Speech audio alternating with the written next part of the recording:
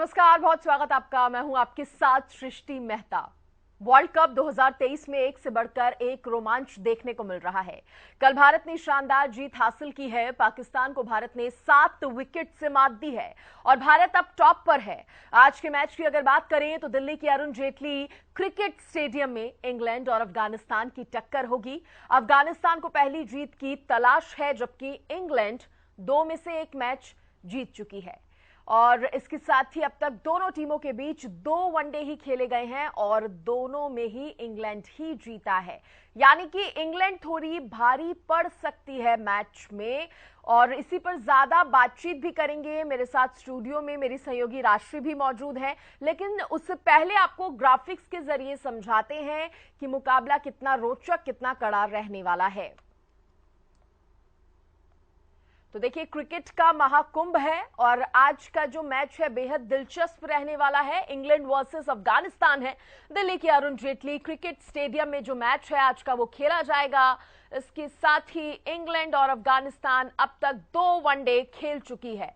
2 one day England और अफगानिस्तान ने खेले हैं। दोनों में इंग्लैंड ने जीत हासिल की थी। दोनों ही वनडे में इंग्लैंड ने जीत हासिल की है। इसके साथ ही इंग्लैंड इस वर्ल्ड कप में अपना पहला मैच हारी है।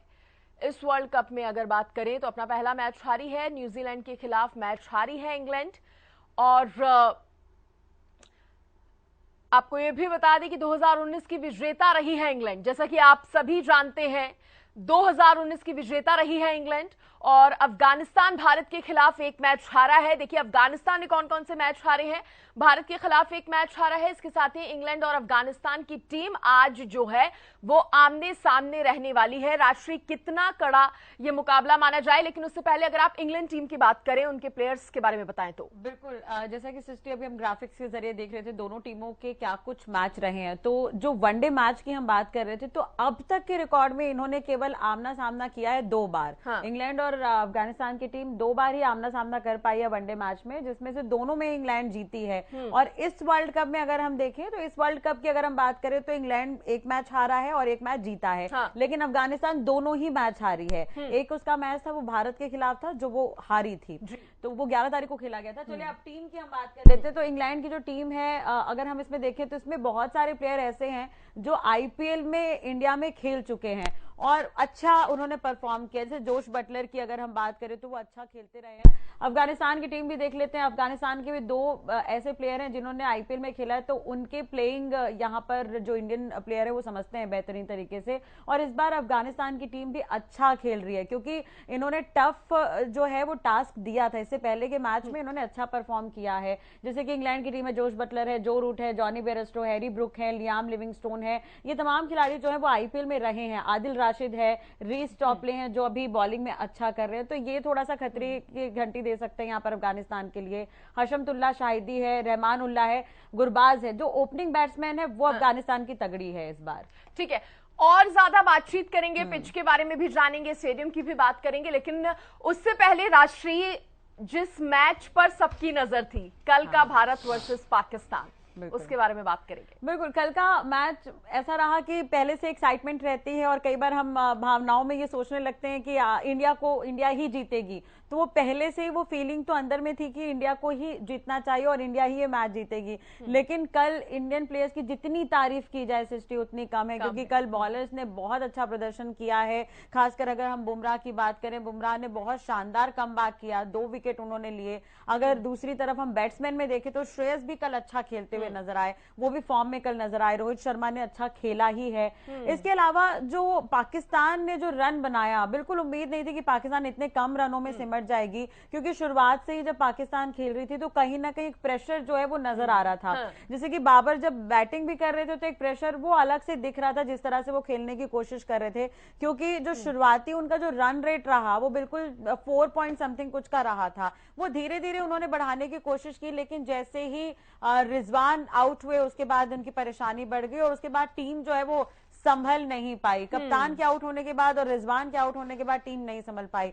तो उसके बाद जब भारतीय बल्लेबाजों ने बैटिंग की तो वो बहुत पाकिस्तान का बैड लक था या टीम इंडिया को ज्यादा ही हावी हो गई?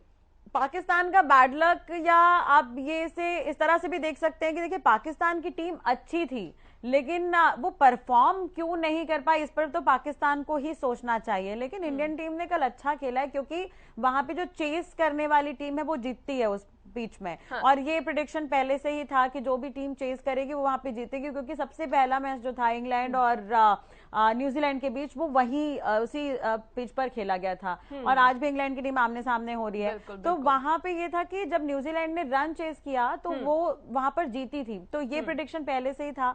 एंड दूसरा ये था कि कल अगर हम देखें तो पाकिस्तान ने कल बॉलर्स पर फोकस किया था, लेकिन उनके बॉलर्स बहुत अच्छा परफॉर्म नहीं कर पाए। अगर बैट्समैन की अगर हम बात करें तो शुरुआत में जो था कि ओपनिंग बल्लेबाज जो रहे हैं वो बहुत बेहतर नहीं कर पाए, लेकिन जब कप्तान पहुंचे रिजवान ने, वो थोड़ा टाइम मैच के लिए टिके रहे। और भी अच्छे प्लेयर हैं। शादाब की अगर हम बात करें तो शादाब भी कल नहीं खेल पाए, तो इसे बैड लक भी आप कह सकते हैं। और वैसे भी जैसे ही पाकिस्तान परफॉर्म करी, जो पाकिस्तान के सीनियर खिलाड़ी हैं एसएसटी, कहीं ना कहीं वो बार बार उन्हें ये कहते हुए नजर आ रहे हैं कि बहुत खराब प्रदर्शन रहा। यानी कि पाकिस्तान के ही सीनियर खिलाड़ी अपनी ही टीम को ये कहते हुए नजर आ रहे हैं कि सोच समझकर खेलने की जरूरत थी, इंडिया को शायद उन्होंने कम आका था या फिर ओवर कॉन्फिडेंस में रहे होंगे। चलिए ठीक है, इस बीच कमल भी हमारे साथ जुड़ गए हैं, हमारे सहयोगी। सीधे न्यूज रूम से कमल का रुख करते हैं। कमल देखिए, आज एक दिलचस्प मुकाबला होने वाला है, इंग्लैंड वर्सेस अफगानिस्तान। लेकिन उससे पहले कमल, आपका रिएक्शन हम कल के मैच पर भी जानना चाहेंगे, क्योंकि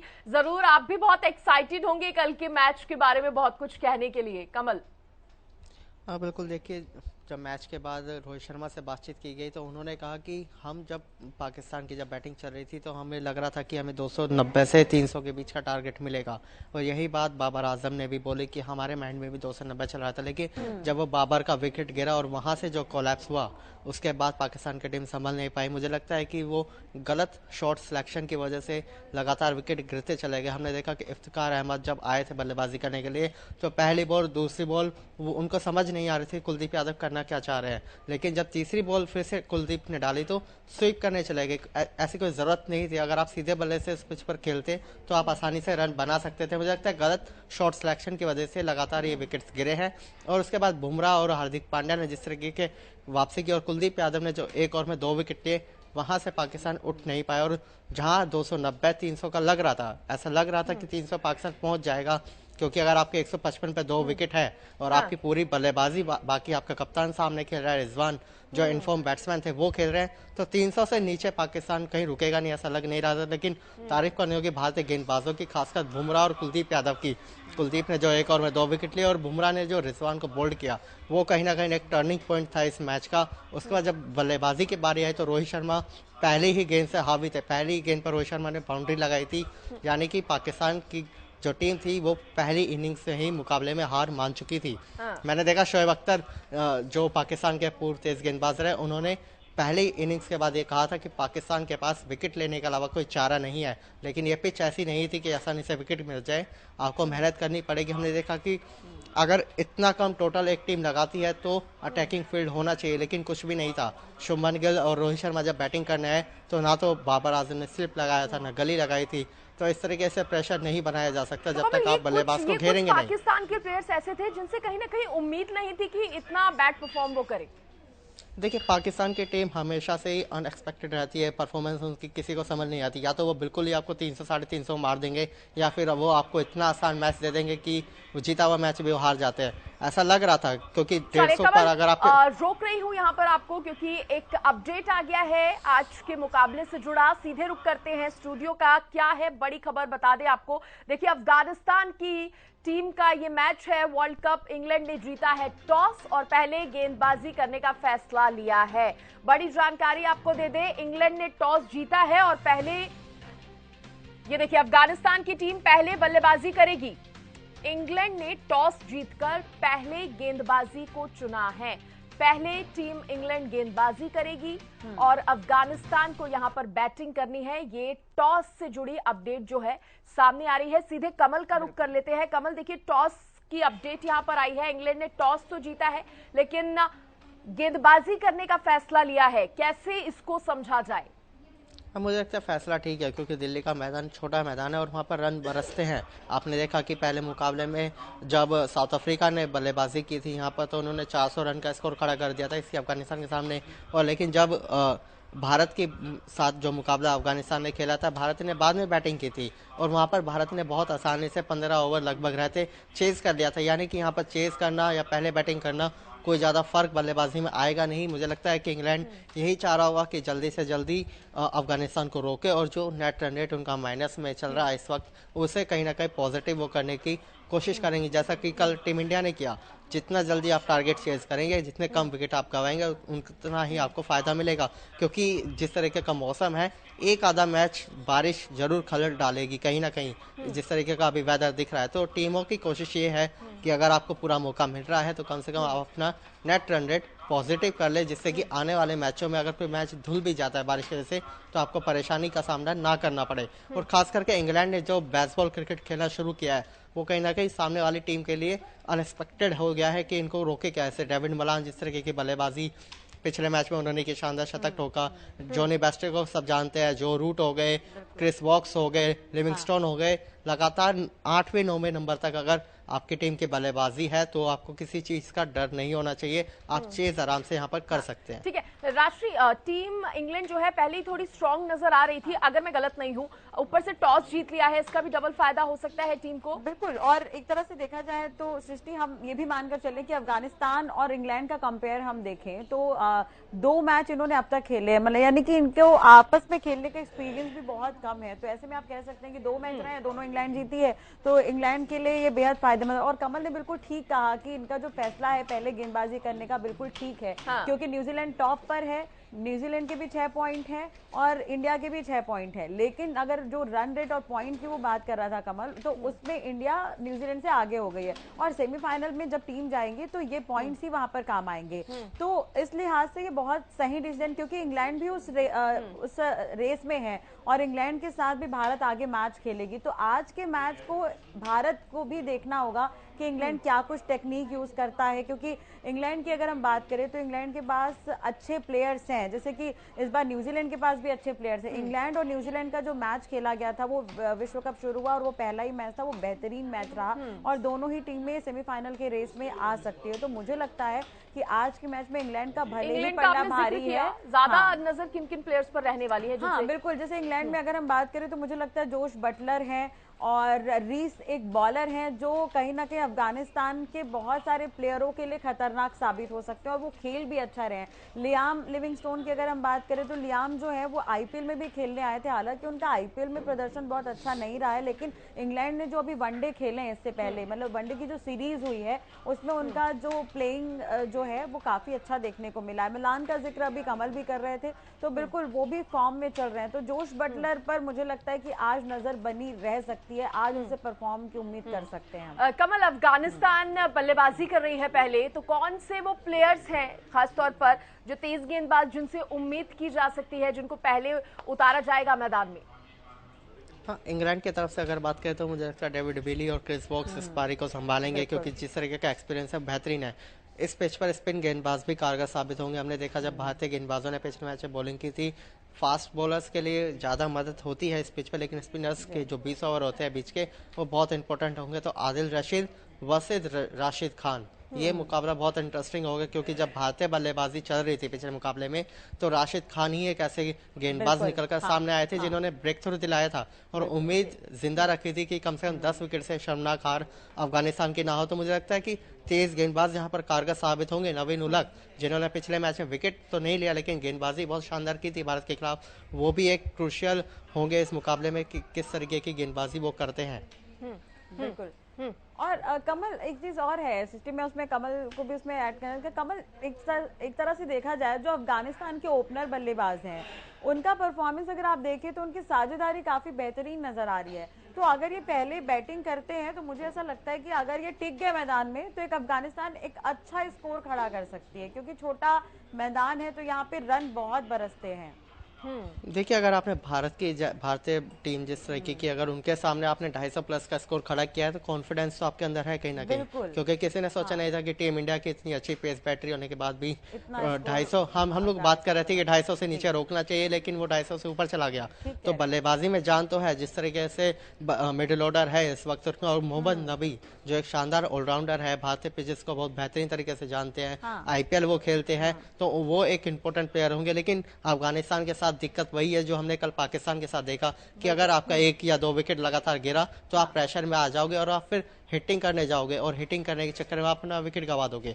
हालांकि मैदान छोटा है, लेकिन मिस हिट या तो आपको बाउंड्री दे जाएगा या फिर आप आउट हो जाओगे। चलिए, लेकिन एक चीज और भी है कि आज मतलब रहमत शाह है वो अपना 100वां वनडे खेल रहे हैं, नबी की अगर हम बात करें तो उनका 150वां वनडे है, तो इस लिहाज से भी ये मैच काफी अहम है। लेकिन दूसरी बात ये भी है कि अगर हम, जैसा कि आपने भारत और अफगानिस्तान का जो मैच हुआ था 11 तारीख को, कमल आपने उसका जिक्र किया, बिल्कुल ठीक है आपने, कल हम पाकिस्तान को ही अगर ले लें तो वो तो 191 रन पे सिमट गई, लेकिन अगर अफगानिस्तान को देखें तो वो 250 का आंकड़ा लगभग पहुंच तो पाई थी वहां तक, टिक तो पाई थी इंडिया के सामने। तो अफगानिस्तान को हम कम नहीं आंक सकते। अफगानिस्तान और बांग्लादेश ऐसे टीम अभी उभर कर निकले हैं कि मुझे ऐसा लगता है कि संभावनाओं का खेल होता है क्रिकेट, तो वो बिल्कुल उस चीज को प्रूव कर रहे हैं कहीं ना कहीं। कमल, देखिए, आने वाले समय में अफगानिस्तान की टीम बेहतरीन टीम बनेगी, क्योंकि जिस तरीके का आईपीएल में इनके खिलाड़ी प्रदर्शन कर रहे हैं उसका फायदा इनको इंटरनेशनल मैचेस में मिलता है, क्योंकि अब ज्यादातर मुकाबले भारत में है। अभी वर्ल्ड कप है, कुछ साल बाद चैंपियंस ट्रॉफी भी होगी, हो सकता है ये लोग क्वालिफाई कर जाए चैंपियंस ट्रॉफी के लिए, कुछ कहा नहीं जा सकता, क्योंकि जिस तरीके की हालत अभी वेस्ट इंडीज क्रिकेट किया है उनको ये लोग सीरीज में हरा कर आए हैं। तो अफगानिस्तान के पास बहुत अच्छा मौका है अपने आप को साबित करने का। भले ही वो यहाँ पर क्वालिफाई ना कर पाए, लेकिन अपनी छाप वो यहाँ पर छोड़ना जरूर चाहेंगे। कम से कम 2 या 3 मुकाबले जीतकर 9 मैचों में से बांग्लादेश की क्रिकेट टीम है जिसका मुकाबला भारत से होगा 19 तारीख को, वो बहुत इंपॉर्टेंट मैच होने वाला है, क्योंकि बांग्लादेश हमेशा से ही भारत को चेतावनी यहाँ पर देता आया है, मैदान में चुनौती देता आया है। 2007 का वर्ल्ड कप एक शायद काले अक्षरों में लिखा गया था भारतीय क्रिकेट के इतिहास में वो, कि सचिन, सहवाग, राहुल द्रविड़, MS धोनी, गांगुली जैसे क्रिकेटर हमारी टीम में थे। उसके बाद भी भारत बांग्लादेश जैसी छोटी टीम से हारकर बाहर हो गया था, और कितना गुस्सा उस वक्त देशवासियों में था ये सबको पता है। तो बांग्लादेश को हल्के में नहीं लेना चाहेंगे। बिल्कुल कमल, राष्ट्रीय अगर पिच की बात करें तो ये पिच जो है कौन सी टीम के लिए ज्यादा हेल्पफुल रह सकती है? एक तरह से देखा जाए सृष्टि तो इसमें यह है कि इस मैच में जिसने भी रन चेस किया है, अगर हम उसके आंकड़े देखें तो 14 बार ऐसा हुआ है कि जिसने पहले जिसने पहले बल्लेबाजी की है वो टीम जीती है। लेकिन अगर जो चेस टीम रही है वो 15 बार जीती है। तो यहाँ पे जैसा कि कमल शुरू में ही कह रहे थे कि बहुत ज्यादा फर्क नहीं पड़ेगा कि कौन गेंदबाजी करता है, कौन बल्लेबाजी करता है। लेकिन हाँ, यहाँ पर इंग्लैंड के लिए फायदेमंद साबित हो सकती है, क्योंकि अगर हम देखें तो इंग्लैंड के पास बॉलिंग लाइन और बैटिंग लाइन दोनों ही बैलेंस्ड है काफी। लेकिन अफगानिस्तान के लिए अगर हम देखें तो अफगानिस्तान की जो बॉलिंग लाइन है वो कंपेयर बैटिंग के वो ज्यादा बेहतर है। तो शायद मुझे लगता है कि इंग्लैंड के लिए फायदेमंद साबित हो सकता है। और अब जैसे कि राष्ट्रीय आपने भी जिक्र किया, क्योंकि पहले बल्लेबाजी अब अफगानिस्तान कर रही है, तो शुरू में अगर संभल कर खेल ले और एक अच्छा स्कोर बनाने का टारगेट रखे तो शायद मैच जो है आगे संभल सकता है। बिल्कुल, और अफगानिस्तान की तो कोशिश यही होगी कि वो एक बड़ा स्कोर खड़ा करे, और लेकिन इतना आसान नहीं होगा, क्योंकि इंग्लैंड चेस टीम रहेगी आगे चलकर, और इंग्लैंड के पास भी अच्छे बॉलर्स हैं। अभी कमल भी 1-2 बॉलर्स का नाम ले रहे थे, लेकिन मैं उसमें रीस का भी नाम जोड़ना चाहूंगी, क्योंकि रीस जिस तरह से परफॉर्म कर रहे हैं तो मुझे लगता है कि आज शायद वो चल सकते हैं। रीस की बदौलत शायद कुछ विकेट निकल सकते हैं, क्योंकि रीस की जो प्लेइंग लाइन जो रही है वो बहुत ज्यादा अभी देखने को नहीं मिली है। तो आज जो है वो उम्मीद कर रहे हैं कि आज वो परफॉर्म करेंगे और आज वो विकेट चटकाएंगे, तो वो अफगानिस्तान के लिए वो एक खतरे की घंटी है। जैसा कि आपने कहा कि अगर हम इंग्लैंड और अफगानिस्तान दोनों ही टीमों की अगर हम बात करें तो अफगानिस्तान जो है बड़ा स्कोर खड़ा करती, तो इंग्लैंड के फिर जो बैट्समैन रहेंगे उन पर एक प्रेशर तो रहेगा ही शुरुआत में। और एक्सपीरियंस भी कहीं ना कहीं मैटर बहुत ज्यादा करते हैं राष्ट्रीय। बिल्कुल, एक तरह से देखा जाए तो ठीक है, भले टीम आमने सामने बहुत कम बार हुई है, लेकिन दोनों ही टीमों के अपने एक्सपीरियंस रहे हैं। 2019 में अफगानिस्तान ने बहुत अच्छा प्रदर्शन किया था, लेकिन अगर हम इंग्लैंड की बात करें तो इंग्लैंड का तो ये नेशनल मतलब गेम ही है, क्रिकेट ही वहां पर खेला, शुरुआत वहीं से हुई है। तो क्रिकेट और इंग्लिश टीम का एक अलग ही कनेक्शन है। लेकिन इंग्लैंड की अगर हम बात करें तो पिछली बार इंग्लैंड ये मैच जीती थी और विश्व कप विजेता इंग्लैंड रही थी, और मेजबानी भी इंग्लैंड ने की थी, और न्यूजीलैंड को उसने हराया था फाइनल मैच में। तो जो फाइनल मैच 2019 का सृष्टि था, अगर हम उस पर देखें तो बहुत रेयर ये चीजें, और पहली बार ही देखने को मिला था कि 50 ओवर मैच खेलने के बाद फिर सुपर ओवर भी खिलाया गया, उसके बाद भी डिसीजन नहीं निकला था। तो आप इससे अंदाजा लगाइए कि कितना टफ कंपटीशन उन्होंने दिया हो। तो ऐसे में क्या होता है कि जब वो मैच खत्म हो जाता है, जब वो वर्ल्ड कप खत्म हो जाता है, तो अब अगले साल का इंतजार होता है। तो वही 2019 से 2023 में इंतजार था। पहला मैच खेला गया न्यूजीलैंड और इंग्लैंड के बीच। जब दोनों टीम खेल रही थी तो वाकई जो गुस्सा भरा हुआ था न्यूजीलैंड के अंदर, वो पिच पर नजर आ रहा था और न्यूजीलैंड जीती भी। तो ये एक इंटरेस्टिंग हो जाता है। और आज के अगर मैच का मैं बोलूं आपको, तो राशिद खान एंड नवीन उल हक, ये दो ऐसे प्लेयर हैं। राशिद खान अफगानिस्तान और नवीन उल हक भी अफगानिस्तान के प्लेयर हैं, लेकिन आईपीएल के टाइम पे ये दोनों बहुत लाइमलाइट में रहे थे। तो मुझे लगता है कि इन पर नजर रहेगी ज्यादा। कमल का सीधे रुख करते हैं, क्योंकि राष्ट्रीय देखिए हार जीत के फैसले के बाद आगे की राह को भी जानना बहुत जरूरी है, क्योंकि दोनों ही टीम के लिए आगे की क्या राह रहने वाली है। कमल, एक बार उस पर भी नजर डालिए। देखिए, मुझे लगता है यहाँ पर इंग्लैंड 90% आगे है अफगानिस्तान से। सिर्फ 10% चांसेस होंगे यहाँ पर, या तो कुछ चमत्कार हो जाए, राशिद खान जैसे गेंदबाज कुछ कर दे, या बारिश हो जाए, वही अफगानिस्तान को बचा सकते हैं। वरना इंग्लैंड अपने हाथों ये मैच नहीं हारेगा, क्योंकि एक बड़ा मुकाबला वो ऑलरेडी हार चुके हैं न्यूजीलैंड से। इसके अलावा इंडिया से उनका मुकाबला होना है, साउथ अफ्रीका से उनका मुकाबला होना है, ऑस्ट्रेलिया से होना है। ये बड़ी टीमें हैं, ये टक्कर देंगी। तो छोटी टीमों के सामने आपके पास ये मौका है कि आप अपने नेट रन रेट को बेहतर करो। मुझे लगता है आज इंग्लैंड की टीम पूरी तरीके से हावी रहेगी। अफगानिस्तान अगर यहाँ से मुकाबला हारती है तो उसके लिए लगभग दरवाजे बंद हो जाएंगे, क्योंकि आने वाले जो मुकाबले हैं उसके बड़ी टीमों से, छोटी टीमों से वो खेल चुका। एक नीदरलैंड से मुकाबला होगा, इसके अलावा फिर आपके सामने ऑस्ट्रेलिया आएगा, पाकिस्तान आएगा, श्रीलंका आएगा। वो आपको जीने नहीं देंगे। और खास करके एशियन पिचेस पर, भले ही आप एशिया की टीम हो, लेकिन आपने उसका इस्तेमाल इस तरीके से किया नहीं है। तो इंग्लैंड के लिए बहुत जरूरी आज का मुकाबला जीतना।